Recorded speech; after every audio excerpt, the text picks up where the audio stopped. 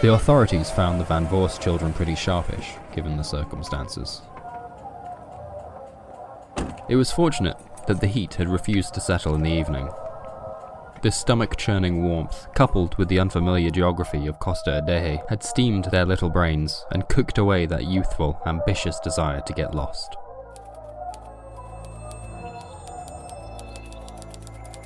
You're listening to Episode 1 of Pulp, Surreal Stories from a Nearby Skull, presented by the Sleepy Bones Detective Agency, an audio zine broadcasting short fiction once per week.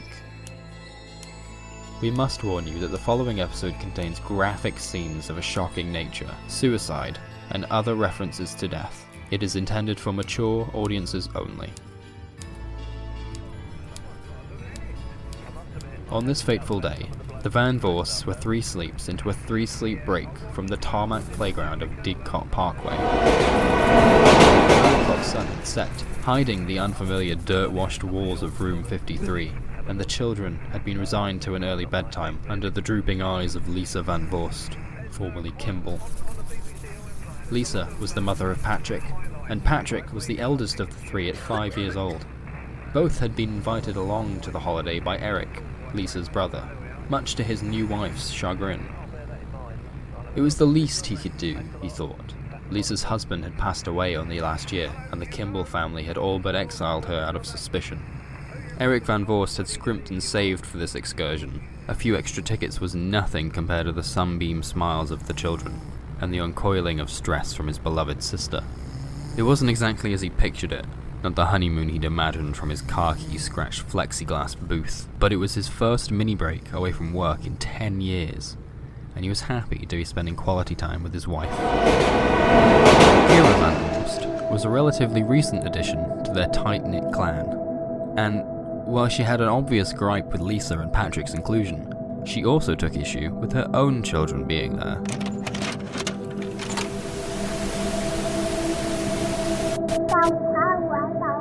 Morgan, 3.5 years old, and from Eric's previous marriage. And Bertie, her own little sprog, born only recently after a whirlwind few months. The eldest of which had foiled her thought of dropping the little ones off at their grandmother's by understandably fearing the 89-year-old's new Sharpay, Sydney. You can only tell a child that there are no bad dogs so many times. On that third night, the Van Voorsts would see a little respite from the whinging and the whining. Lisa would look after the children, allowing the newlyweds a little time alone in the sticky heat of resort territory Tenerife, for a night of foot-long cocktails, titty beaches, and cocaine-fueled karaoke. The children were tucked up and locked down. A pitiful desk fan blew coolish air onto 2 feverish little faces in the twin-bed back room. Lisa planted herself only a screen door away, right beside baby Bertie. The littlest one was no bother, really. From day one, she could sleep her life away without even a hum. Not like Morgan, who, even to this day, could be kept up all night by the slightest beep or creak.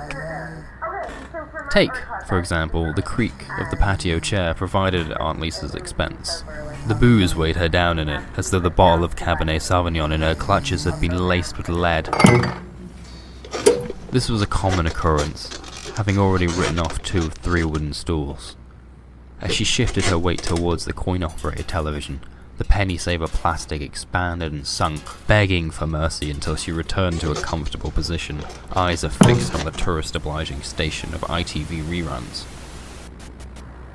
Then, the flick of her bronze windproof, and the spark of its flint as she lit her last cigarette of the night. Heavy breathing whistled, then twin winces as the Van Voorst children's legal guardian stretches once again past her natural wingspan to up the volume on the television set as an innocent woman is released from a 3-week prison sentence. She soon falls asleep, leaving the soap opera running. Her neck bobs into the optimal position. A lit menthol Super King falls. It makes 3 lengthwise rotations before landing cherry down on the felt back, and Patrick leaps to his feet. He'd been waiting for this moment, as he did every night, feigning sleep, creeping in the cover of bedtime, to keep them safe, to save the firefighters a job. Morgan felt the air shift as Patrick slid their bedroom door back open. The atmosphere had only just settled down, and that waft of Mother Nature's thick, moist breath turned her stomach. She was much too little for this kind of environment. It confused her, and it was difficult to move through. The poor thing had one of those headaches that throbbed up and down when she moved her head, as though her brain had become unbuckled from its seat. Sweat made her soft skin lumped and red, as it had been when she was smaller. She felt the tips of her chubby fingers fuzzing, like the television sometimes did, and her tongue tasted all furry. She needed to do something like scrub her insides out with a pink pipe cleaner, and really get the gunk out. Inching towards the small plastic fan was not the solution. Soon, she was hanging off the edge of her mattress, where the window's weak breath barely brushed the matted hairs off the burns on her shoulders. She would give up, following her fall. When Morgan opened her sore little eyes, she could see that Patrick had given up too, his upper half now propped upright against a parade of thin pillows which he'd stolen from a housekeeping cart, and his lower half starfishing across the duvet. His jammies were rolled up all the way above his scuffed knees, and the bottom of his hook, line and stinker pajama top had been fittingly dampened from the sweat it had soaked from his forehead. At first, the boy took no notice of his cousin's disapproving "you woke me up" stare. Instead, he kept his eyes staring straight out through the roller blinds. The shapes and tones which it half-blocked were as warm as the plastic-covered mattress beneath him. Street lamps and distant room lights signalled a whole new waking world outside of his bedroom. Not like in King Sutton. In town, the daylight ended too early for the boundless energy of a growing boy. Here, those same rules didn't seem to apply, because he could hear music in the distance, laughter in the corridors, and there must have been a party upstairs because Patrick could hear dancing in the room above. It wasn't fair. Tomorrow would be their last day on the island, and anyway, they'd argue, they would have boiled in that room. Just an hour, he decided. Just long enough for the nighttime to take effect, and for the moon to help cool down the building. His mother wouldn't mind. Hell, she wouldn't even notice if they were quick enough. Patrick wasn't in the mood to take no for an answer. Not that Morgan would have objected. He didn't even really like her because every time he saw her, all she'd ever want to do was follow him around or sulk occasionally. He got her to dump out her belongings onto their bed, which he then shaped into a person beneath the duvet. Then, he packed some supplies into Morgan's backpack. 2 pillow chocolates, 2 minibar water bottles, and a blanket, just in case.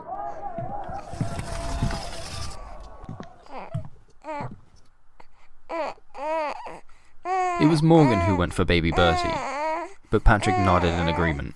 After all, fairness was the whole point of the venture, and how fair would it be to leave a family member behind?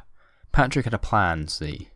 Morgan might have missed it during her post-flight nap, but when they arrived in Costa whatever, the shuttle bus had taken them past a small carnival, which for no fair reason, Uncle Eric crossed off the list.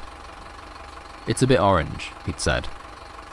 "A bit dusty, really," added his wife. Uncle Eric's little white lie had no effect on Patrick, a child who'd heard every excuse in the book. His mother hadn't even taken him to play in the pool in Bradbury, despite his constant pestering over the summer. And now it had been closed for repairs, so the boy knew for a fact that he would probably never set foot on Tenerife again. At least, probably not until he had little ones of his own. After making sure that baby Bertie was comfortable and quiet, the 3 of them slipped out of the hotel room without waking Lisa. Her erratic breathing and occasional snorts made the process quite an ordeal for Morgan, who was certain that the imposing woman would wake and whip the children back into bed. A solid 15 minutes passed, but Patrick was able to slip his cousins from the sanctity of their steaming stayover and into the cooler air of nighttime. To avoid pestering from foreign and visiting adults, the Van Voorst children clambered over the resort's east-facing wall and circled back around to the main road. Patrick boosted his 2 cousins upwards, allowing Morgan to toss her rucksack over the boundary with reckless abandon. It landed with an almost wet thud. Baby Bertie didn't make a sound as Morgan followed with grace, letting herself down gently as to not get too much mud on her new sandals.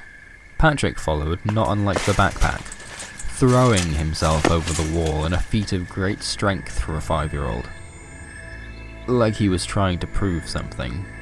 Perhaps that he was strong enough to keep the little ones safe. That nothing had changed. And it wasn't a big deal. Not really.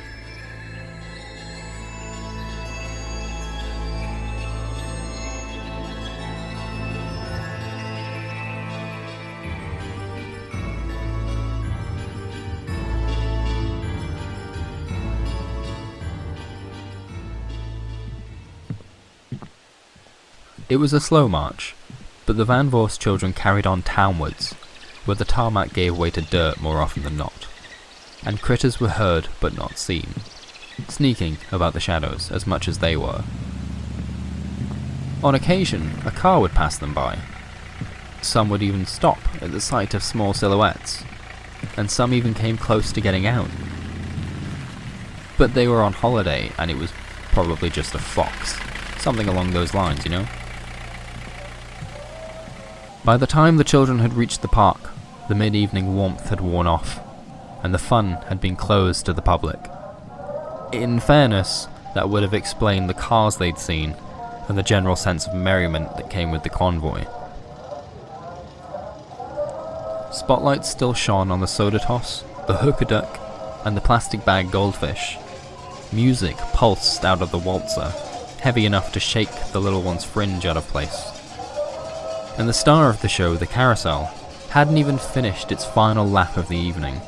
Unfortunately, territory belonging to the fairground had been gated up and wrapped in a chicken wire fence. Patrick's enthusiasm endured, but Morgan wanted to turn back, because he hadn't seen it yet. The beast, creeping towards them from behind the fence. It emanated the low murmuring of a voxel nova. Low to the ground on 4 muscular legs, it pulled its lips back and forth over 100 warped teeth. Its eyes dripped yellow, and green slopped from its snout. It held their gaze entirely as it crept across the dusty landscape and stopped, just about an arm's length from them, unable to progress past the fencing. Morgan wasted no time fleeing the scene, although her cousin was quick to catch her. She couldn't stop her feet kicking as he lifted her off the ground. The poor thing didn't quite understand it, but there was something deep within her that could not stand the sight of such an animal. An urge to escape from it, built into her by her father.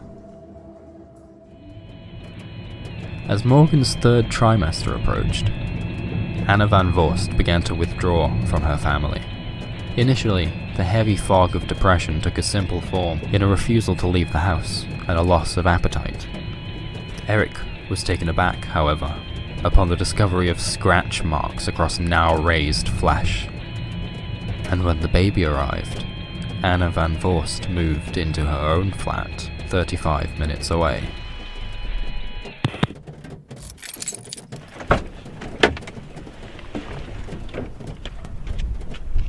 Motivated by uncertainty, Eric funded her estrangement. Responsibility was shared still, albeit mired by a physical distance. He would return home from his chapel of platform information and announcements of delay, take off into the dusk towards what was once his darling, feed and clothe his child, feed and clothe his partner still, and leave her alone once more until dawn.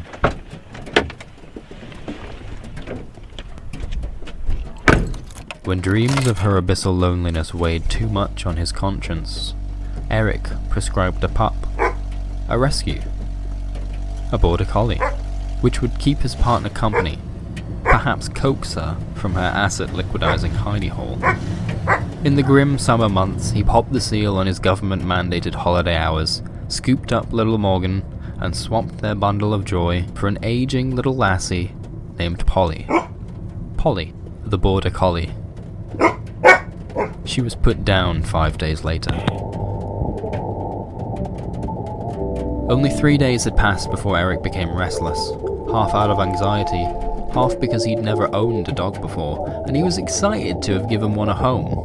On the 4th day, curiosity would stain Eric, as sodden flesh stained the animal.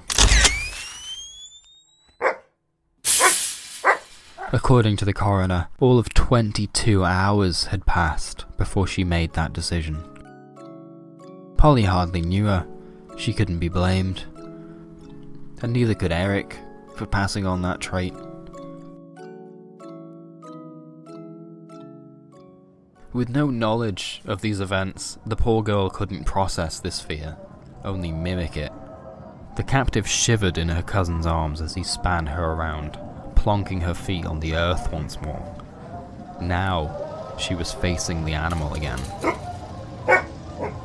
The beast seemed to shiver as well, vibrating in position almost, skew-if, as though its blood sausage body rebelled against gravity, not unlike the rides it called home. Morgan froze into place, her feet now burrowed into the ground. The animal followed suit, burying its snout as though tracing her scent through the bones of the earth. Upon its return, its two gaping nostrils had become home to a scourge of seed bugs, which in an instant fell victim to a gnarled purple tongue, waved across its maw. Without words, Patrick tapped his cousin's backpack. The impact uprooted her, forcing a step forward. The creature recoiled, and Patrick tapped the backpack once more.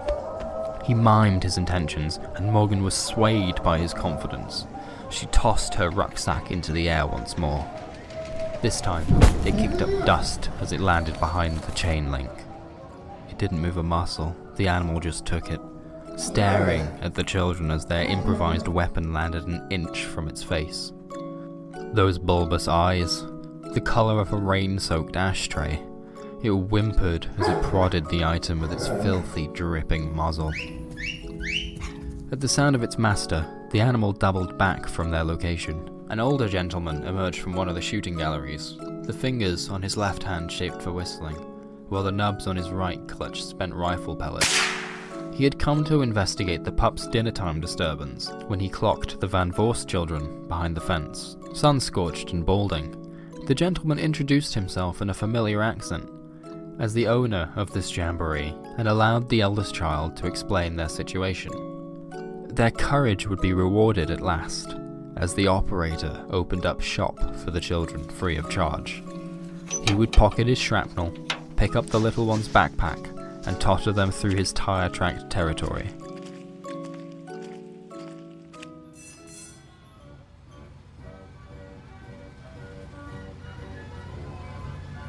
When they approached the carousel, the operator tied his gun to the rails outside his booth.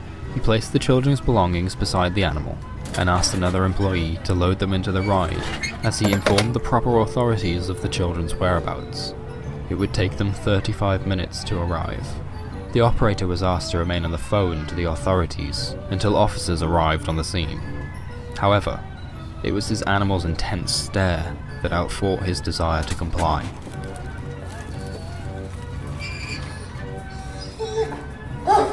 The children gripped tight the reins of their fiberglass stallions. 3 of the 6 suspended speakers coughed out copyright-free music. As the children made their rotations, the operator could hear the eldest one calling out to him. "What about the littlest one?" he asked. "It's not fair." The operator tried to pull the backpack away from the pup, but it resisted. It barked, because it knew what was in there. And it was best that the operator didn't. A scream, unheard amongst the calls of joy emanating from the children as they rode their lifeless cavalry towards the flashing lights.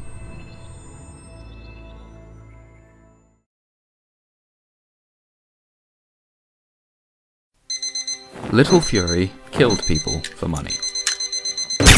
He lived in Birmingham, rode a bicycle to work, and regularly failed to pay into a pension scheme. He wore a backpack and a watch. In the former, Little Fury carried 3 packets of cigarettes, a copy of Simulacra and Simulation, and a flask of Earl Grey tea. On the latter, it was 8:46 a.m. The cough implied the progression of an undiscovered tumour that would be his undoing. He disregarded it, preferring to keep his occasional appointments as short as possible. Besides this, Little Fury was totally indistinguishable from any Joe Blogs or poor marketing. No defining characteristics, no scars, no marks, grade 2, short back and sides. He worked day jobs as a cover, used different names, non-threatening. In a lineup, he could have been your neighbour, or your boss at Mr. Meaty's.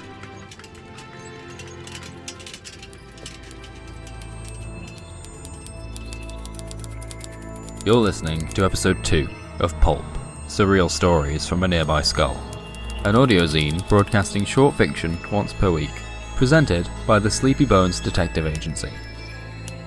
The following story is intended for mature audiences only.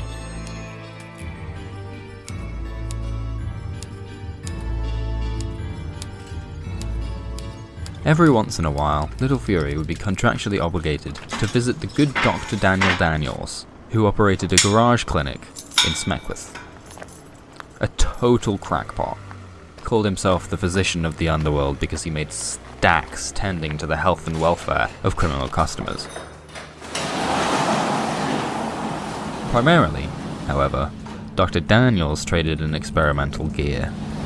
He had something to share with the grizzled veteran, according to their last conversation. Upon acknowledging his guest, our good doctor quickly alt-tabs from his lewd browsing habits to his schedule. A quack, through and through, with his fake Australian accent, toothbrush moustache, Coke bottle glasses, and a bow tie to boot. With glee, the doctor greeted him. "It's always nice to have you drop by," he mused. Little Fury was unsure and uncomfortable, but never made unwelcome. "You called me, Doctor," said the killer. "I don't think so. Not unless you've done 8 years of medical school." Little Fury palmed his face in frustration as the good doctor skipped further into his den. You could comfortably fit 2 cars in it, but when it came to storing his career essentials, the doctor's space had become ever so cramped. A cinder block and pallet wood shelf lined every wall, and in every free space, some dastardly weapon of mass destruction sat with a little yellow price sticker. Daniels hopscotched over to his furthest storage cabinet, collected a briefcase, and 2-stepped back over to Little Fury with all the grace of an elephant in heat. With fingers to his temples, Little Fury asked once more why he'd been summoned to the doctor's derelict den. He'd been low on funds recently and was not in the market for an explosive debit card or electromagnetic Dr. Martens. The good doctor assured his friend that he simply had a gift for his longest standing regular. Atop his desk, Daniels placed the briefcase. He unlocked it, unclicked it, and opened it before Little Fury's eyes. Inside, a disassembled rifle. Without further explanation, the good doctor returned to his computer and asked simply, "Give it a whack for me, will ya?"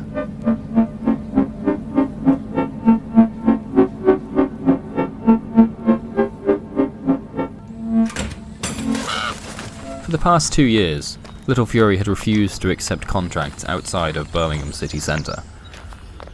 With such a local position, his services were often unpaid and utilised for petty purposes, neighbourhood squabbles, and corporate bollocks. This time, he would end the life of one unfortunate citizen at random. He and Daniels had discussed a similar concept the previous week, and, in return for cold hard cash, the killer accepted the case of a moral dilemma, no questions asked. Plus, a random killing of this nature would likely be appropriated by some underground organisation, waiting for their first big terror-centric marketing push, and he knew he could take that out for a pretty penny. In the simplest of terms, Dr. Daniels had deemed it necessary that this weapon should see field testing regardless of the impact. He'd likely made a breakthrough, or at the very least he believed he had. It was quite clear that this weapon was no mere science project. It appeared that certain technologies had been appropriated from the munitions department of Foxtech Military, as the case bore their insignia, although to the good doctor's credit, he'd engraved his own logo over it, as well as the acronym GUN, standing for Generally Useful, no? It was lightweight and bolt action, just how he liked it. The barrel and stock resembled one of those old Springfield rifles from the First World War, but in the middle, the good doctor had Frankensteined the project together. He'd welded in a horizontal load, detachable magazine, a designer digital scope with adjustable magnification, and custom-tooled casing for an onboard computer processor. It certainly sounded like a real gun, but instead of a safety switch, Little Fury would find a knob labelled "Touch Me." With a sigh, he did as he was told. G-E-N. Generally useful. No. This radiating tone was emitted from the rim of the scope itself, pulsating with enough frequency to draw Little Fury's attention. He would draw the weapon to his face, leaving 2 inches of relief from his eye. When the tone faded out, it was replaced by a gentle synthetic voice, an artificially intelligent virtual assistant dedicated to dispensing calculated tactical information and situational advice, with a voice that immersed him like the sound of your heartbeat in seawater. The voice in his head would go on to explain that thanks to groundbreaking science performed in the jewelry quarter, this sound was being beamed directly into his skull through his iris, as hard data morphed into sound by his unconscious brain, and that by utilizing this technology, he was agreeing to accept all liability for the consequences of his actions, i.e., loss of vision, loss of sensation, the development of tumor, benign or otherwise, a condition known as sniper's neck, and a list as long as 2 cigarettes of legal mumbo-jumbo. Finally, the virtual assistant would get to the important details. What could it do? Well, it could give you the current time. It is around 9:45 a.m. It knew the exact temperature. From 10 to 11, it will be around 11 to 23 degrees Celsius. And it knew that Little Fury should get his cough checked out. The sooner the better. This damn century, he thought. Smart homes, smart motorways, smart weapons? Did everything need an onboard intelligence? Or the ability to text message? Little Fury didn't need these features to kill people for money. Little Fury had been killing people for money for 13 years. He had become so used to the notion of killing people for money that he could refer to it as such in polite conversation and not bat an eyelid. In the grand scheme of things though, there was a job to do here. It technically broke the industry standard no escort clause in Little Fury's contract, but this was a one and done. It was as easy as timing a shot to the nearby excavation work, moseying on back to Daniels, taking his money cash in hand, and telling him that his invention is awful and he should hide himself out of shame in whatever country he's pretending to be from.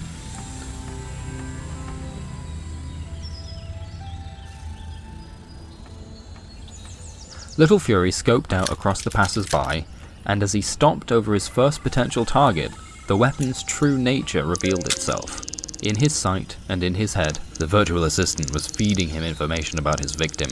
In this case, it was the knowledge that this young man in his sights was a baker of pies, a member of a Lynyrd Skynyrd and Skindred cover band called Lynyrd Skynyrd, and a single father of 2. With this ceaseless infernal tootling, Little Fury found it difficult to steady himself on a target. Along with this, he would also find that he could no longer switch this voice off. It would continue to inform him of pet puppies, sexual hang-ups, and online follow accounts. This one drives an ambulance. This one's in a band, have a listen. This one manages a cat sanctuary. In the end, Little Fury had to raise his voice at the computer in order to get it to shut the hell up. In the ensuing awkward silence, Little Fury had chosen from the lucky dip of remaining citizens. A woman, hands in her pockets, smoking a bent rolly, hood up. She was shifty looking, wearing sunglasses in the morning haze. She'd probably committed tax evasion or something, that'd do, he thought. Still, Little Fury hesitated. He waited, even, for the machine to add its factoid. Eventually, he would outright ask the assistant to comment on the situation. Red-faced and arrogant like a child, he could feel it in the atmosphere between them, that the little voice in his head desperately wanted to let him know that this poor woman was the sole guardian of her 2 twin brothers, or that she was a non-smoker and her favourite movie was Juno. He only rolled his eyes for a second, but when they arced back to her, she was dancing around a park bench singing, and tossing confettied bread around her for a growing audience of local birds, squirrels, and deer. In the end, Little Fury couldn't fire upon a single target, and for that he felt a great hollowness that would soon be conquered by a pseudonym-verifying rage. "You think you know everything," said the killer, as he turned the scope on its axis, pointing it towards his own face. He taunted it to analyze him, and he was certain that he knew where he was going with it. Can't contract killer. Total scum. Uncaring, insensitive, poor performance in team building. Horrid. Broken. Lonely. Beautiful eyes. Little Fury was taken aback, of course, but for the first time in 13 years, the man felt a flutter in his heartbeat that hadn't been caused by a decade of bad habits. A quiet moment passes, and Little Fury fires blindly into the street. "Would you like to go for a drink?" asked the killer, to a resounding, "I'd like that." "It is what it is, I suppose. Man meets machine meets love at first sight.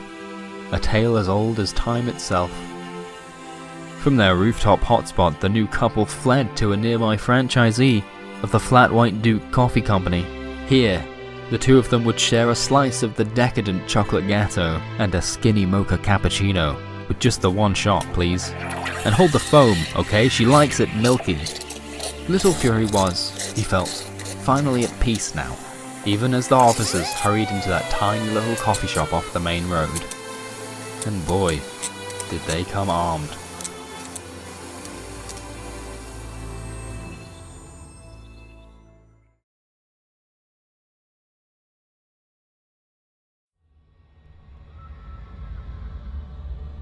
Particles of dust float about an until recently unused interrogation room on the outskirts of a small Welsh town. Low crime rate. Nothing of note happens here, day in, day out. At least, nothing that would garner the coverage of the local fish wrapper. And the department's interrogation room represents this, what with its sincere lack of furnishings, housing only a steel table and a single wooden stool where our suspect sits. No camera system, and no tape recorder to speak of. Clearly, a second chair was required elsewhere in the department, likely for some kind of function or social event. So our homicide detective stands in an uncomfortable position against one of the four featureless concrete walls. Under their right arm, this detective clutches a manila folder. To circumvent their total lack of preparedness, our detective is fighting with their mobile, a smartphone that they've yet to come to an agreement with. Once the voice notes application decides to work, our detective pushes off from their perch and relinquishes the device. It is placed face up on the cold steel, just inches from the reach of our cuffed suspect. Tired eyes, withered even, dry, opposing our frantic, sobbing suspect.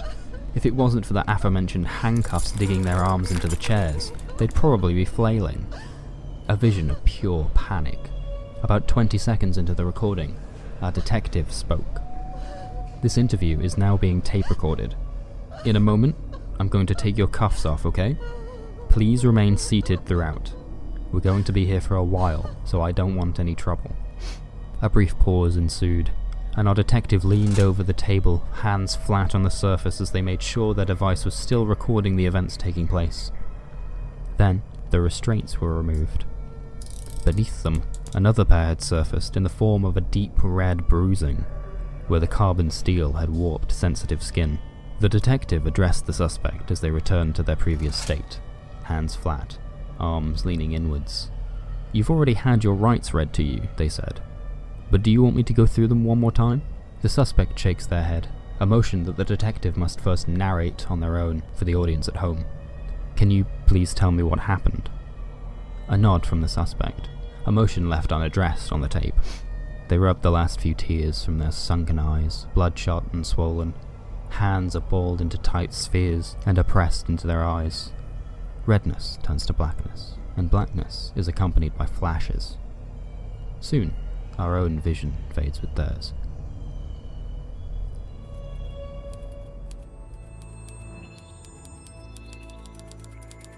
You're listening to episode 3 of Pulp, Surreal Stories from a Nearby Skull, an audio zine broadcasting short fiction once per week, presented by the Sleepy Bones Detective Agency. The following story contains scenes of a graphic nature and is intended for mature audiences only.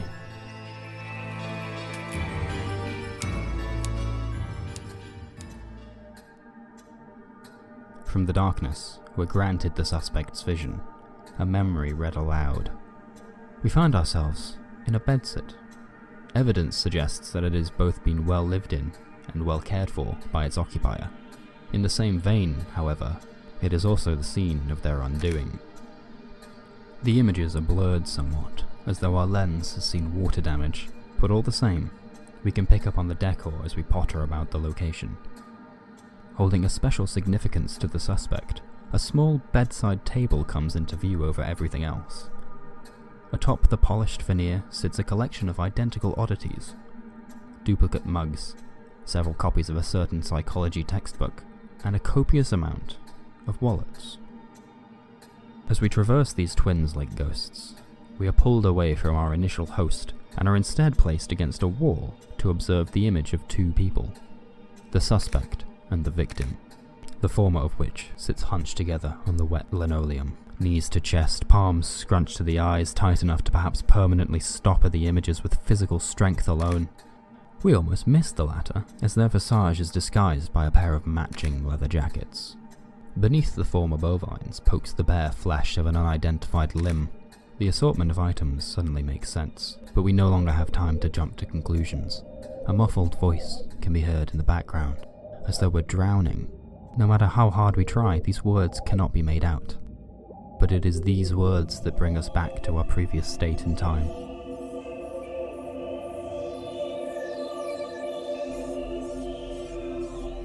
Dust wakes the nose, and our focus returns to the interrogation at hand. Something about the mood seems to have changed with our arrival, something that we can't put our collective ephemeral finger on.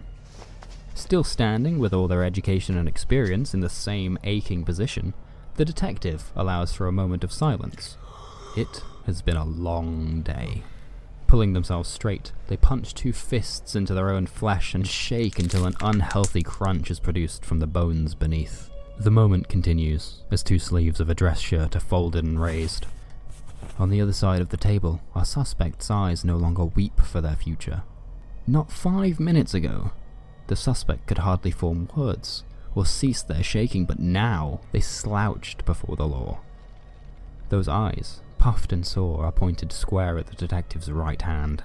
More specifically, they gaze upon a worn leather watch around their wrist. We're drawn to it ourselves. A possible heirloom. Be it old or simply weathered to look that way, it clearly holds a certain sentimental value. An item, perhaps, that one wouldn't want to die without. Like a soldier and their notebook. Naturally, it is the detective that calls time on this break with a straight-up statement. Plain and simple. We know that you are responsible for the death of Remy Boudreau. You know that, right? Prepped and primed, and to our surprise, the suspect shoots back. Yes, I understand. A sigh of relief escapes the detective by accident, but they don't care enough to catch it mid-flight. The manila folder is finally retrieved from the safety of their underarm, and it is placed upon the cold of the table. In its pages, we are offered glimpses into the crime scene via graphic photos, an experience we don't quite deserve after finding ourselves there earlier. Amongst these loose-leaf images sits a printout detailing a brief search into the suspect's personal history, but their name continues to escape our vision. Before this interview began, states the detective, pulling together the drawstrings of their late-night caper, I was given this rundown of your life. Pretty empty, right? The suspect remains quiet. Am I correct in stating that you have little to no previous experience with the police? Yes, says the suspect, and the folder is shut and pushed across the table. Remy was your neighbor, correct? 2 doors down? How did this all come about? Asks the detective. Our attention, so fleeting, grasps solely at the roundness of the suspect's face.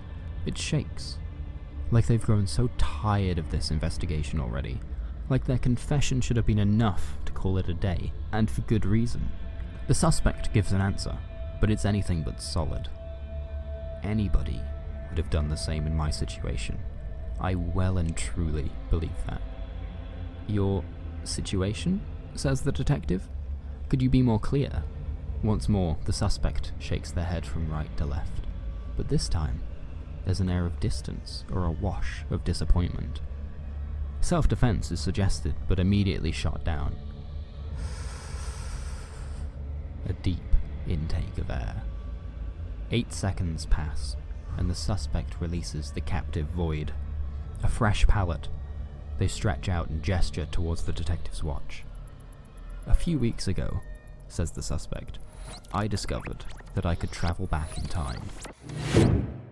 We find ourselves taken aback, perhaps more so than the detective. An insensitive revelation which, by all means, should have cost the suspect their time and their phone call. The detective, however, allotted another few moments of their life to humour the nonsense presented, but otherwise was prepared to leave without further questioning. The suspect recounted the events from their own point of view, beginning, as one might expect, with a particularly bad day. For a while now, they had found their mood ebbing and flowing from the township of health. The streets were becoming irreversibly damaged, and no amount of forced taxation on the rest of their person could balance the impending disaster. Foreign aid arrived in the form of a visiting friend, dropping in out of the blue to introduce our suspect to the newest member of her family, a baby girl who would spend the next few hours rolling around on the floor between them. The afternoon soon came about, and, as all good things had, their meeting ended. It wasn't until a few hours later that our suspect would find their friend's wallet atop the kitchen counter. Curiosity, as it so often does, bloomed like our own emphatic vision. Inside, tucked into the traditional plastic window, our suspect finds a small photograph of this friend's youngest daughter. Then, for some reason, health's dams burst forth, and our suspect falls into tears once more. Too weak to plug the cracks, our suspect defaults to their simple mask of flesh and bone. Damp palms are dug into eye sockets as the suspect attempts to block out the world around them as well as they could, at least until the sinking feeling washed away and their stomach swallowed what was left of their heart. It was not long until the cracks found their way into the mask, and it fell. After what feels like days of sobbing, our suspect is called back to reality by the sound of the doorbell. Her friend had arrived, but she knew nothing of the wallet. In fact, she was just dropping in out of the blue to introduce our suspect to the newest member of her family, a baby girl who would spend the next few hours rolling on the floor between them.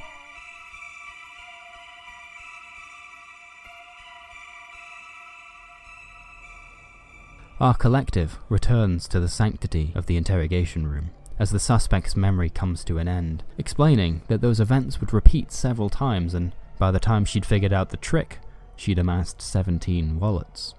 Our vision pans as the ever-stressed detective offers naught but a nod, racked with a feeling distinct from skepticism. They could prove that, what she said there.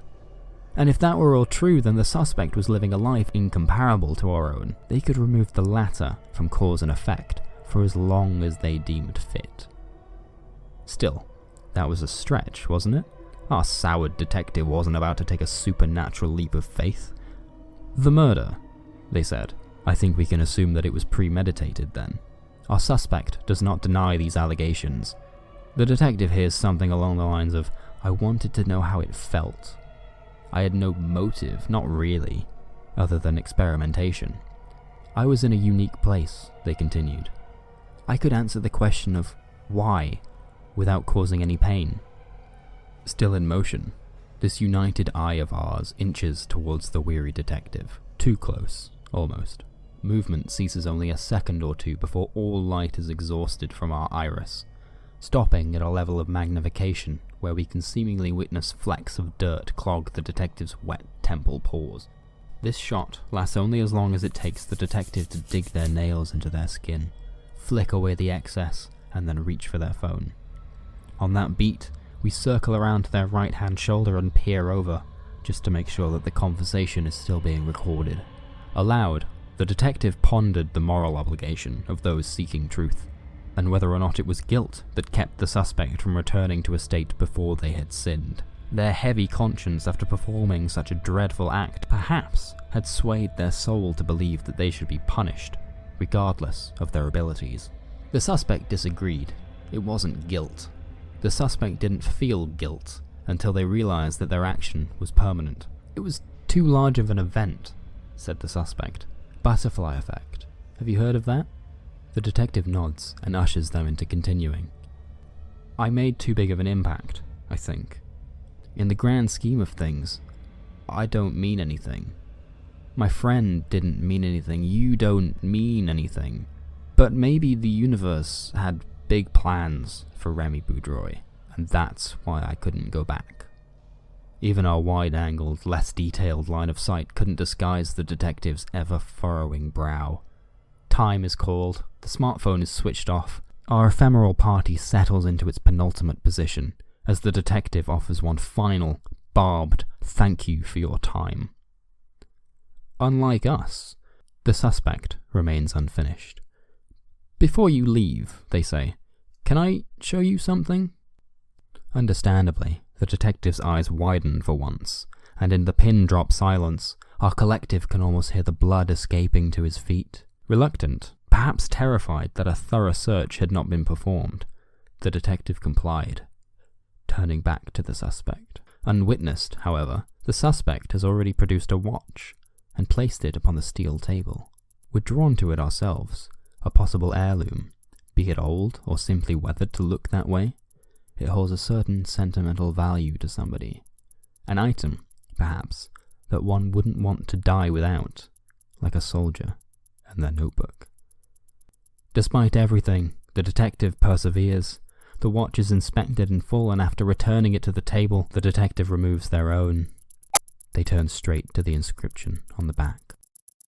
To my love, the two speak in unison. Go anywhere but back.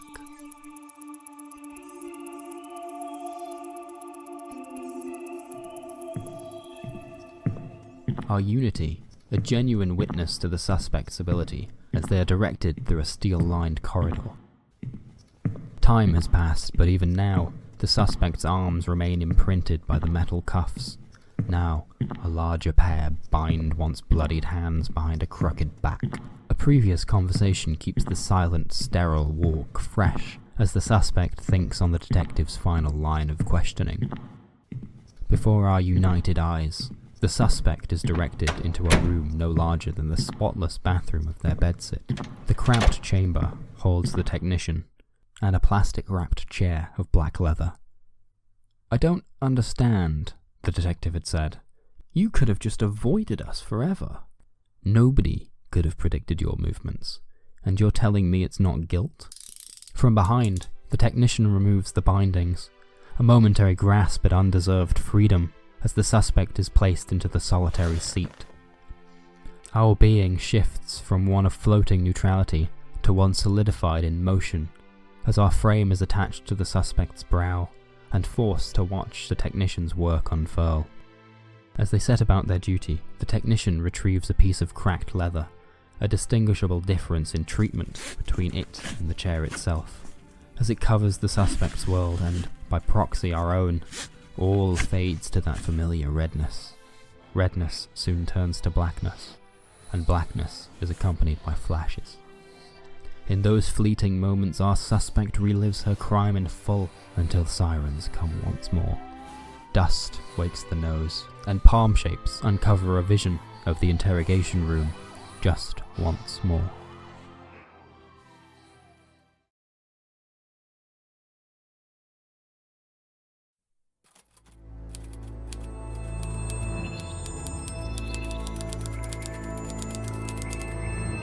You're listening to episode 4 of Pulp, Surreal Stories from a Nearby Skull, an audio zine broadcasting short fiction once per week, presented by the Sleepy Bones Detective Agency.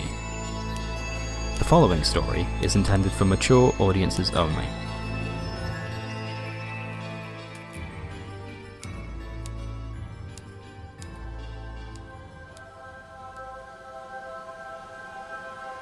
Lupin Fontaine stood in the lobby of the palace. A tall man with a red right hand had sent her here. In the palace, it was all strictly business. The afterlife was in fact a rolling contract office space, and it stretched out for miles in 3 directions. Evidence around her, such as the decorated cubicles, suggested that there was a whole goddamn world outside of those distant walls, but not one of the suited and booted seemed to acknowledge it. Instead, they were preoccupied with frantic panic, jigsawed conversations, and deadlines, deadlines, deadlines.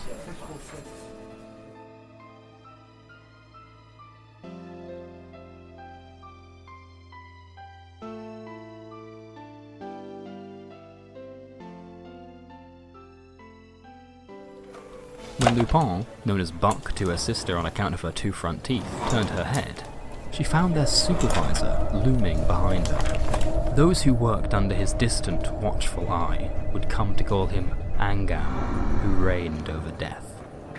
In the palace, he took the form of a human skeleton, the shade of terracotta. Within his bones, however, Angao held a hectic menagerie of transforming hues, which never for one moment sat still. On occasion, Lupin saw this phantasm crash and break over his ribs like roaring waves of his being. The supervisor sat in a 16-foot swivel chair up against an equally enormous desk, but his words were transposed directly into Lupin's head as though he stood behind her once more. In the simplest of terms, Lupin Fontaine had been summoned from her everyday life for a job interview. It was a role offered to 60-some people per minute, and there was quite the queue forming behind her. Supposedly, it was solely comprised by those who weren't doing anything of significant purpose with their lives. The ones just wasting everybody else's time.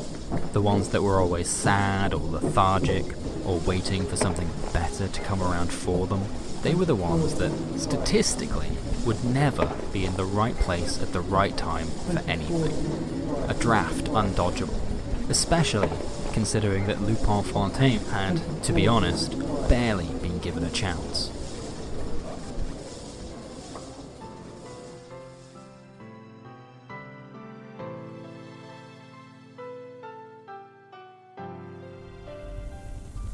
In order to satiate the thirst of the universal engine, Lupin Fontaine would be tasked to join a squadron of collectors known as the Reaping Corps. Erasure was the only other option. You see, this starving cosmic furnace required constant refueling. From here, Angao oversaw this operation in its entirety. Here. Angao called this place the Eternal Plate. A little grandiose, in Lupin's opinion. It was home to Angao and his divine race, the Fide, before any other being existed. Only by their hand, in their boredom, was humankind's whole existence crafted.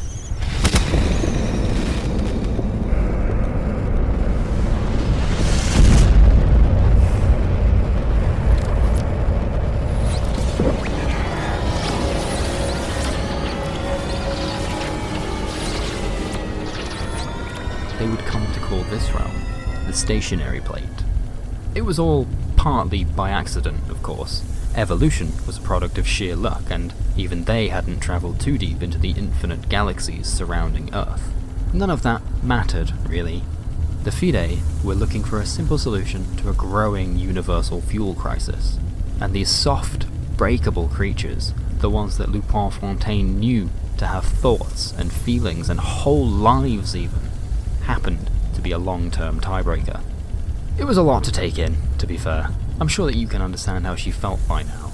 A lot of cosmic nonsense for a girl who hadn't yet mastered Pythagoras. Fortunately, Angao only needed a yes or a no answer, and being coughed out of the universe's exhaust pipe felt like a raw deal. By taking on the role, however, Lupin also accepted the terms and conditions that came along with it. Namely, that she would be physically burdened by the presence of an angel, literally chained to her corporeal form by great steel links.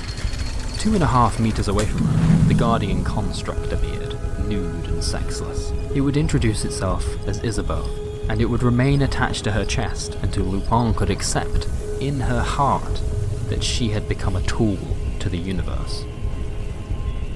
It was a difficult fate to come to terms to, in the grand scheme of things. Yet after all, it was this or nothing at all. How bleak. She was certainly real, presenting human. Her body had been built from silver components, accented with an obsidian black trim. Its skull held empty LED eyes, and a face unfazed by any topic of conversation, from the depths of the universe to the scent of conditioner. There was no subtle hint of emotion, nothing heroically fighting against its programming, beneath the whirring of its core. When its presence was not needed, the mechatronic didn't blink, or swallow, or feed.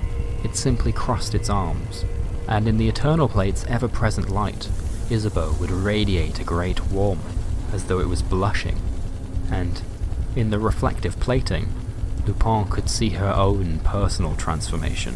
The flesh on her right arm had withered away, and in its place laid the visage of Angao, bare red bone as dry as sand. Lupin noticed immediately that she could no longer feel her fingertips as she once did. Instead, her hand operated more as a tool at her disposal. In actual practice, Lupin would make daily trips back to the stationary plate unseen to the living. With one touch, she could strip your fresh, unpasteurized human soul from the nape of your neck. These unwieldy energies would then be sucked into some enchanted kilner jar held by Isabeau, and kept safe until the end of her shift. Bound by the concept of time, even the Eternal Plate kept to a 9-to-5 schedule. When it was time to clock out, the two of them would report to a small room in the palace, where Isabeau would unceremoniously dump these former human lives into the well, the sole passageway to the final stage of the fueling process. Each time, Lupin would watch as Isabeau went step by step through a painstaking ritual. We're talking powerful energies here. That jar that she kept needed to be treated very carefully, as Isabeau would explain, slowly, like a shaken soda bottle. Their day's work would be delivered through the well into a third realm, commonly known as the filter plate. This was not a place that ought to be explored. First of all, it was common knowledge that the well was in fact a drop thousands of feet in length, and even then you would be at the mercy of the creatures that lived within the empty, as they called it. You see, the souls would fall to the very bottom of the empty. Here, the purest energies would rise from the glowing mass, while the unnecessary baggage of humankind would sift to the soil.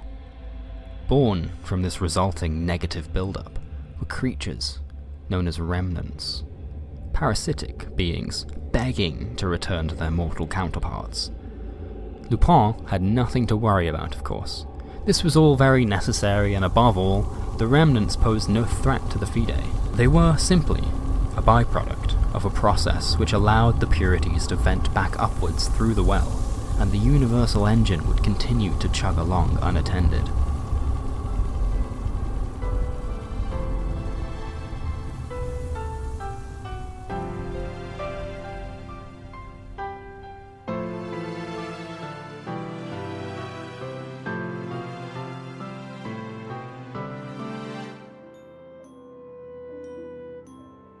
A few years would pass before it began to dawn on Lupin that perhaps they were simply unable to satiate the cosmic hunger. Perhaps, she thought, they were simply buying themselves time. As always, administration stressed themselves out about the ever-growing demand and the imminence of another global disaster. It was all rumours at first, but soon talk of the impending Red Plague would boil over from mere water-cooler gossip. Eventually, at the end of a long, hard shift, Angao himself informed his employees that it simply wasn't enough anymore. They had access to an endless source of fuel, as it was. After all, humankind had always populated its planet as though time was running out. Regardless, the Reaping Corps could no longer keep up with the ever-increasing requirements. Facing another certain fuel crisis, the Fide put little thought to the plight of humanity as Angao prepared to offer up positions to 75% of the plate's population. To get there, though, they would first need to suffer death. It was then that Lupin Fontaine released herself from the burden of free will. Angao's very disregard for human life freed her from Isabeau's chain, and it scattered itself over the white stone floor. Their mercilessness had caused her to realize in her heart what she had become and what she needed to do about it. It all happened very quickly, as though something else had come over her. After a life of respecting the order of things, Lupin Fontaine would throw the world into chaos. It took all of them a few moments to realize what exactly was happening as she snatched the Kilner jar from Isabeau's grasp. The Reaping Corps either watched on aimlessly or allowed their angels to continue pouring their pilfered essence into the depths. Enough was enough, Lupin thought, as she tossed her own efforts into the well's gaping maw. The celestial glass met with the rustic stone lip of the well and shattered. Like the aforementioned soda bottle, these energies were released all at once and caused an explosion. In the resulting blow, the ceiling collapsed in on itself and crushed all those present. Lupin Fontaine would lose consciousness here, and as such, would not witness the true extent of her actions. Although together, the remaining members of the Reaping Corps were unable to remove enough rubble to access the well. Even their supervisor didn't know what to do. It only took an hour for the inevitable to occur. Eventually, the energies burned off of those remaining souls in the empty would amass beneath the barrier. Lupin was lucky, in a sense, to not feel a thing when the Eternal Plate was eviscerated by the sheer pressure of the spiritual build-up. In the resulting silence, nothing remained. The Eternal Plate existed no longer, and as such, the universe lacked a distinct source of power. Furthermore, reality as a whole had been shaken.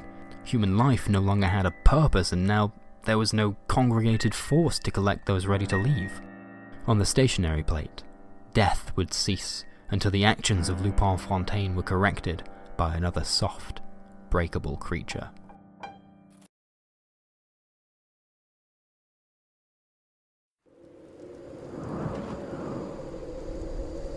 In the mountainous ranges of Morvan, southeast of Paris, the old woman with the snake's tongue tells her tale to all who had been intrigued. There was only so far that she could wander these days, and as such, she was being escorted to her birthplace, from which she had been exiled decades prior. For what? She asked the same.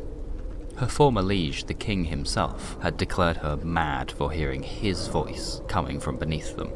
He had made his intentions clear then, and although she had not heard his voice since, in mutual silence, she and her followers awaited his motion. Together, they were simply waiting for the right moment.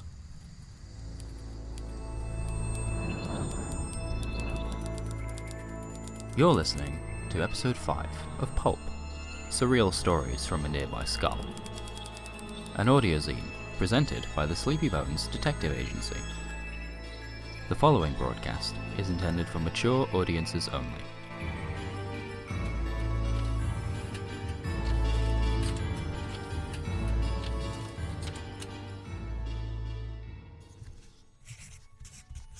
Look, you're gonna have to bear with me. We're going a little cosmic origin story here, but it is imperative that you understand the following. This reality is one of many, and they were all brought into existence by a conscious being racked with a boredom immemorial.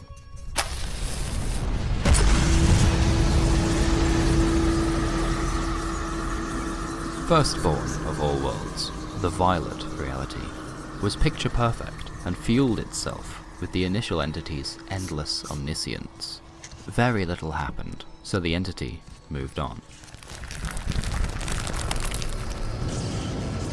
The Malachite reality was intentionally flawed and exhausted its natural resources before its only sentient inhabitants mastered interstellar travel.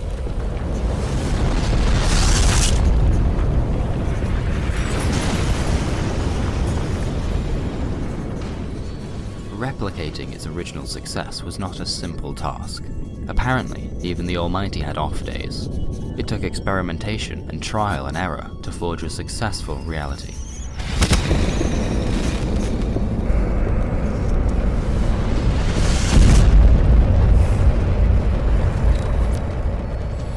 The initial entity would take it a step at a time, bringing about a breathing ecosystem, tasting faintly of indigo.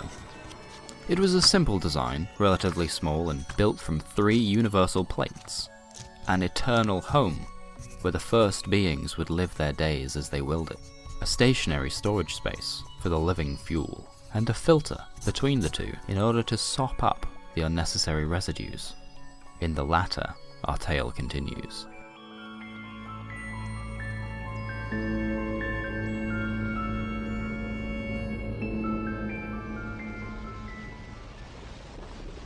I've told you before, of course, that an overworked and underpaid union of labourers took care of the dilly-dallying of fuel from one realm to the other. I explained in detail how this process would strip them of their spiritual baggage and leave them a glowing, powerful essence. Not a single thought went towards what was left behind. All the bad vibes, the rotten memories, invisible trauma, unresolved catastrophes, unfulfilled desires, the anxieties of the human soul, forming a world-rending stalagmite, a growing emotional tumour, which spread across the vast tilling of the empty. All of this would collect in the filter, at the mercy of its janitorial energies.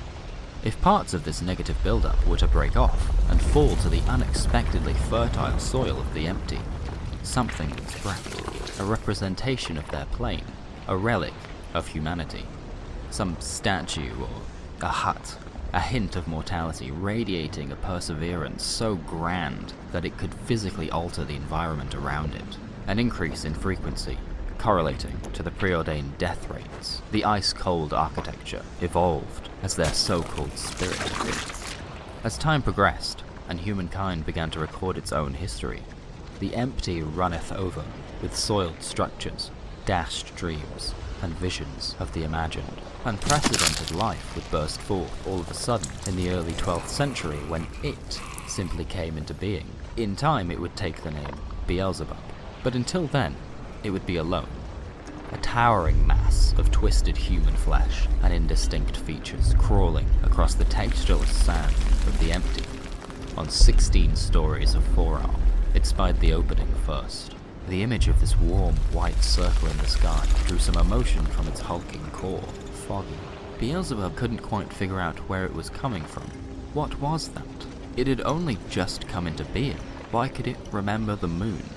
Try as it might, Beelzebub always found that the opening was out of reach. It would watch, instead, and as Beelzebub watched, it slowly understood the purpose of this opening, and the origin of its own creation. It was simply a remnant of something else, but had no opportunity to become whole once more. In anger, all at once, Beelzebub tore a strip of its own flesh from its body, chewed it for 45 minutes in one of its 3 mouths, and then spat out something else. Through this process, Beelzebub brought about Belphegor, Embellisher of Calamity, whom he created in his own ideal image. In a defiant display of anxiety, Belphegor would take only 2 steps across the vast tilling before he decided that he would go no further without the aid of siblings. The resulting fury that Beelzebub felt forced it to split itself further and further, diminishing its own existence to the point of powerlessness. Over the course of 300 days, Belphegor watched its all-mother birth 205 lives from its own.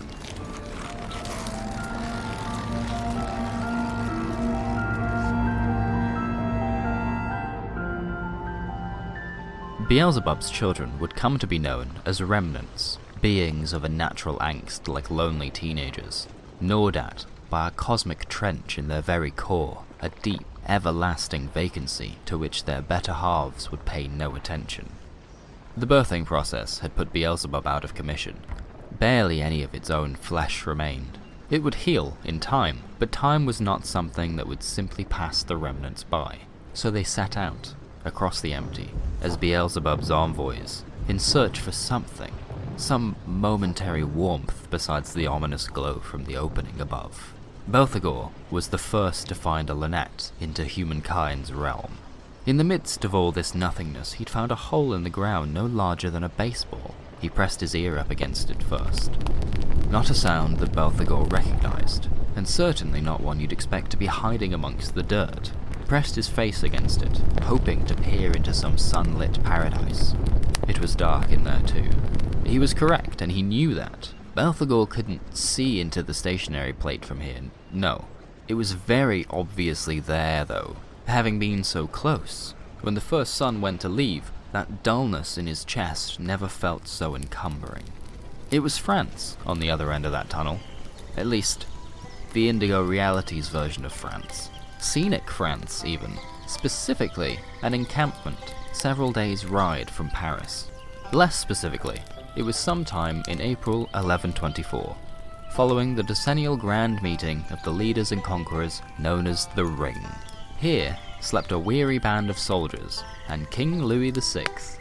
From the warmth of their campfire, the latter's royal aide watched the perimeter alone. Her name was Constance, and she was his go-to know-it-all, his strategist, his speechwriter, and a well-rounded fighter to boot. This journey had taken them across their country, and then even further in order to attend the meeting.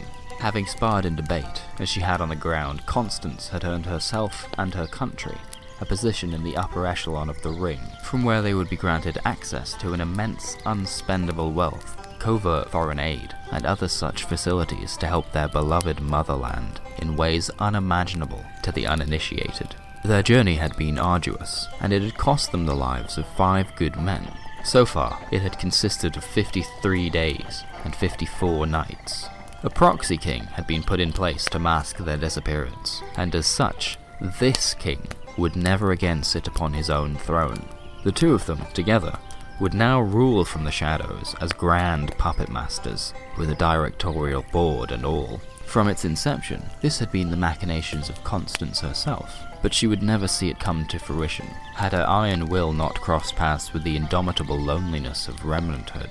Constance perhaps would have altered the course of history dramatically. Alas, as Belphegor reached his left hand into the crevice betwixt worlds, something on both sides changed.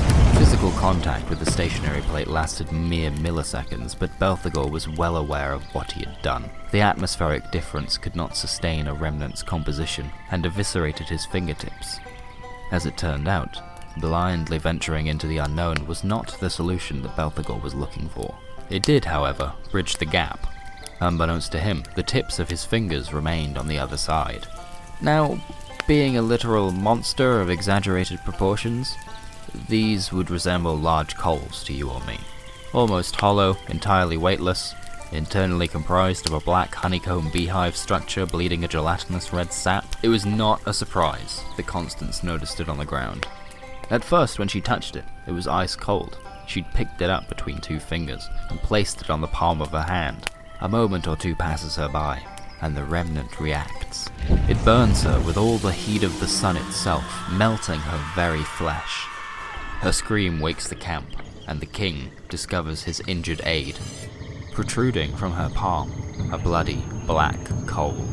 Now she could hear him, and he could hear her. All of a sudden, a connection had been made, and neither party felt tension or discomfort. Immediately, all that mattered was furthering this connection. This was the natural order of things, and now they both knew it.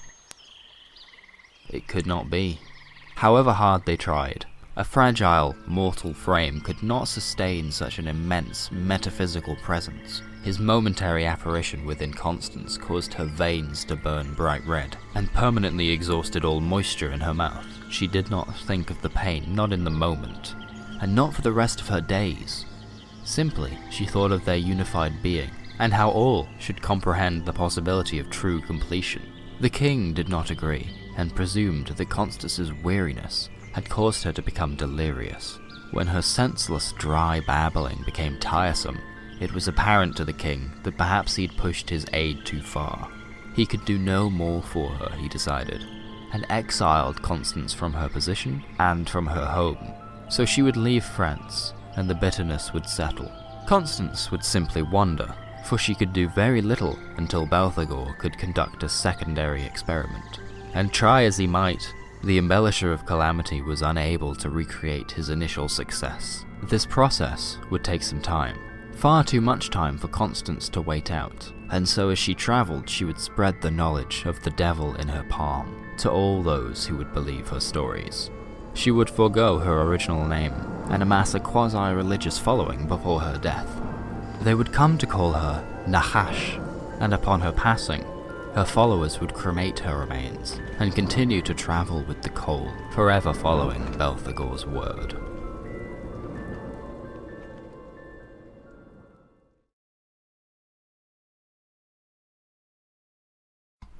Our story continues. We journey now to the port city of Vlissingen in the Dutch province of Zeeland. The Gregorian calendar puts us firmly in 1604, where the prevailing shadow society gathers for their decennial assembly of order and ceremony. driven further into the future by a collaborative understanding of their own earthly impermanence. This collaboration of the anointedly wealthy began to accept impervious rebels and the globally minded to their righteous cause. 113 do-gooders, hand-picked by prominent members of the Ring from across Europe, were welcomed to the initial festivities of the rare event in the daytime. When night fell, the Ring's next regime of operations would be decided upon. All the while, Belphegor picked at the increasingly loose fabric of reality. Time passed him differently, but the impervious doldrums remained a constant. On occasion, his finger might slip and something might change, but without all the pieces falling into place, the Embellisher of Calamity would remain the melancholy messiah. The barrier betwixt the Remnants and their better halves needed to be pierced from both sides before it would be safe to pass through. A plot nearly 479 years in the making, and a delicate one at that.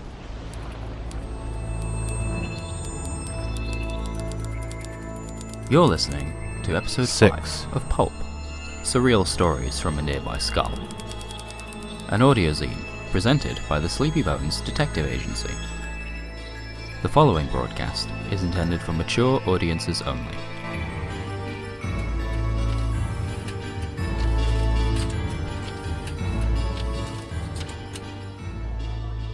Under the grand jurisdiction of the Ring, all citizens of the harbour city were bound to their homesteads on punishment of death. The meeting drew on from 6 a.m. until 11 p.m. and covered the unveiling of Europe's largest warship. The Dutch were famed sailors, and where better to control the world from than its oceans? As the proprietor of histories, the Ring had been waiting for technology to catch up with their ideals. You see, even as late as the 17th century, there was much left to be discovered hidden amongst the ocean's waves. In order to capitalize on this, it was ordered that several hundred members of the organization would board this impeccable vessel and set sail towards the southern hemisphere to birth a new world. It would be the maiden voyage of the Sonnet, stocked with a fortress of the more disposable members, to be led by a chosen few who would, in turn, be replaced by proxies. But these disposables, these impervious rebels, had all come from one family, born a second time from a single mother, or rather, her story. She had passed centuries ago by this point, but the sect that she inspired still carried her ashes, and they still carried his coal. It was held by their leader, somebody who had been chosen by the being from beneath them. Many generations of leadership had passed too, and all the children of Nahash had done was wander. Liberté was different. The coal had spoken to her in a way that it had not done for any of their fleeting heartbeats. It gave her the call of the roaring tides, and she simply followed until it ceased to echo.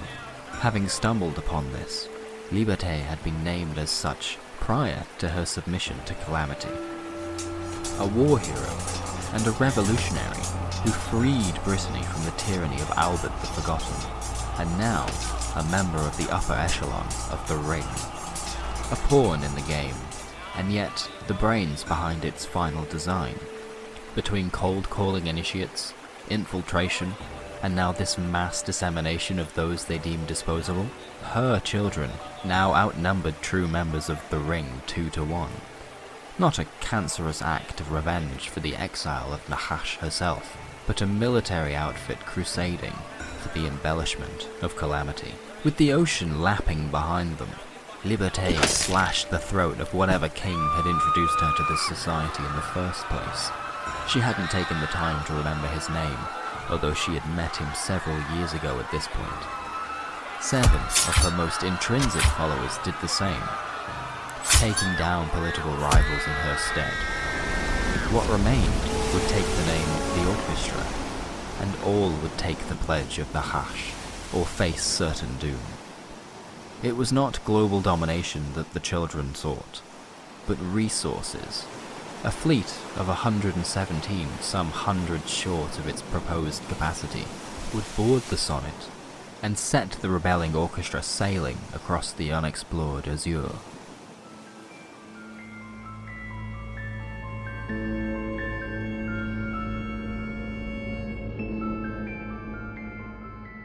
Steered to the tune of Belphegor's inconsistent humming, the sonnet went south and southeast, and further south still, for many uncontested months until they found themselves at the mercy of a Goliath typhoon.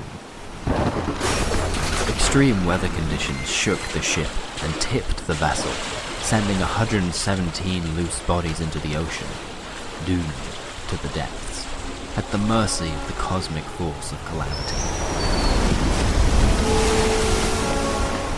One by one, the floating orchestra washed up, having survived their violent encounter with Mother Nature.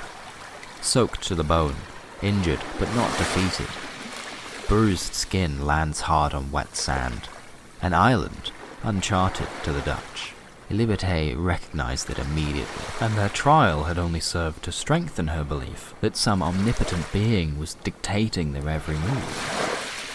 It was surely no coincidence that, no matter the distance they had rowed on the open drift, not one of their exiled faces had been snatched up by some other petulant god.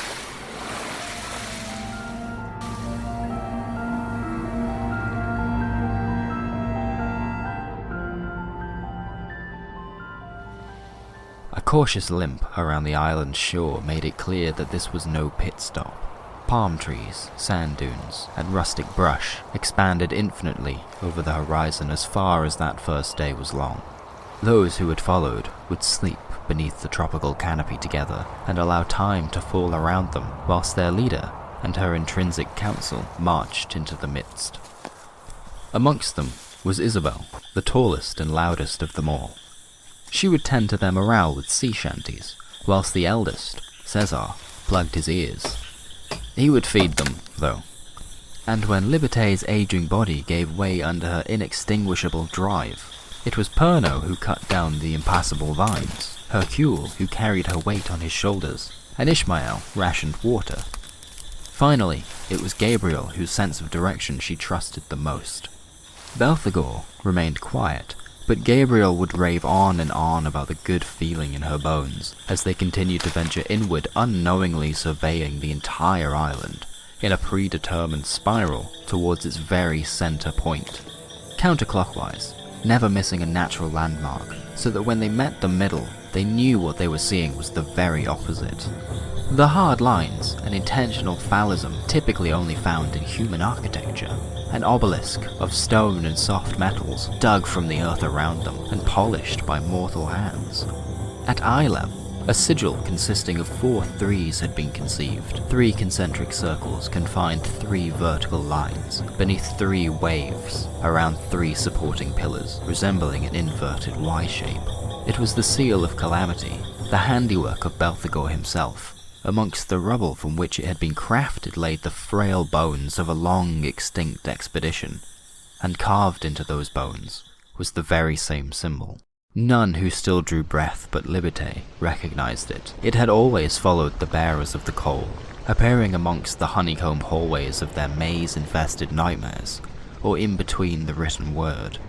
Upon this discovery, Liberté ordered her party to retreat and to return with the rest of the family in great haste for the final leg of their journey.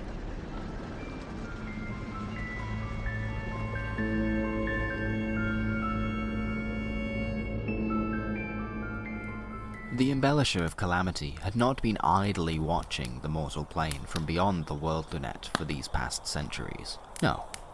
Belphegor had been peering through many openings across the great tilling of the empty, and from each of them he could spy another to aid his grand quest. Decades before the birth of Liberté, when Pietro the Weakened held the coal and Belphegor fell silent, he was simply several steps ahead of them, whispering false promises to a man named Yaron, who convinced his small family to tie tree trunks together and sail across to an island that did not exist prior to that day. It had all been by design, cobbled together through centuries of patience and unflinching watchfulness, and it had all been because of Constance, or Nahash as she was known to them.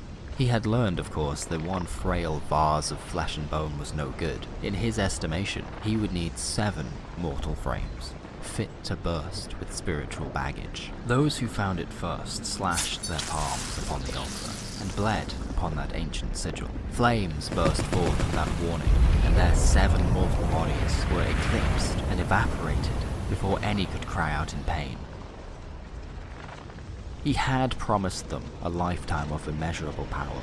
That's how the story went. That's what Nahash had told them generations ago.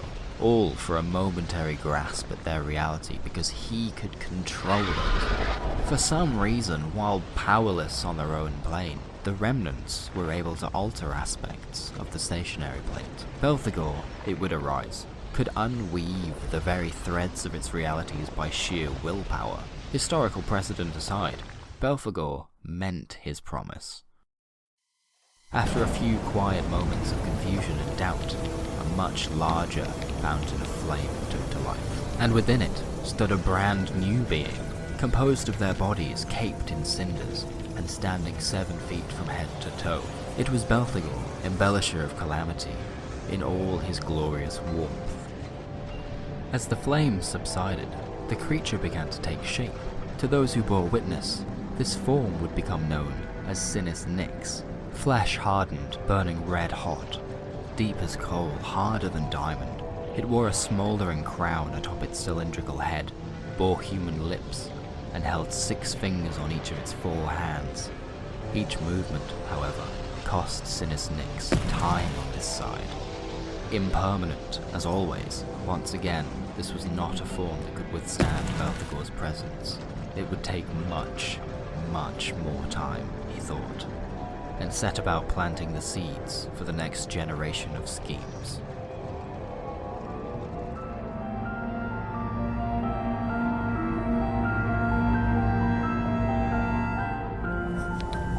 Instead of wandering free as it wished, Sinis Nix remained on the island. It spoke for 1 year straight, and whilst it gestured with one hand, it wrote 3 arcane tomes with the remaining 3. With its words, Sinis Nix changed those who bore witness on a then undiscovered biological level. Now attuned to the wavelengths of the world around them, these witches could manipulate matters beyond normal mortal comprehension. It would extend their lifespans tenfold, so that they could experience the true freedom that Belphegor desired. The books, they were for those who would come. Inside were reams of coded messages, techniques, and above all, the true path to calamity. Above all, it was imperative that the witches discover a way to create a vessel for their immortal master. As the Spectre's last ember burned out, it blew up in spectacular fashion, as all good deities do, leaving behind artifacts of great power. In its final act, Sinis Nix brought back its 7 components in angelic forms, incomparable even to their evolved compatriots. Avatars of the 7 disciplines of magic, all powerful in all aspects of the makeup of Indigo. An intrinsic council, which would, much like the Shadow Society it devoured, define a new direction for humankind, all whilst considering the grand scheme of things. While those who had bore witness, the witches, returned to their lives in Europe, the Intrinsic Council remained on what they would call Grimace Island. Here, an archive would be built to keep the 3 Nixian textbooks away from prying eyes.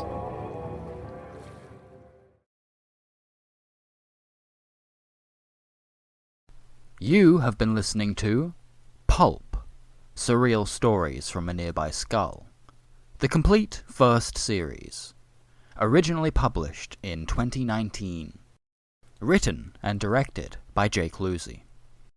This production is copyright 2026 by the Sleepy Bones Detective Agency and is intended for enjoyment purposes only. Any resemblance to actual persons, living or dead, is purely coincidental. If you like this show, you might like chucking me a buck on patreon.com/sbda, or buying a digital zine at sbda.itch.io. Please visit us on the web at carefulthere'sbones.com for more surreal stories. Have a good night.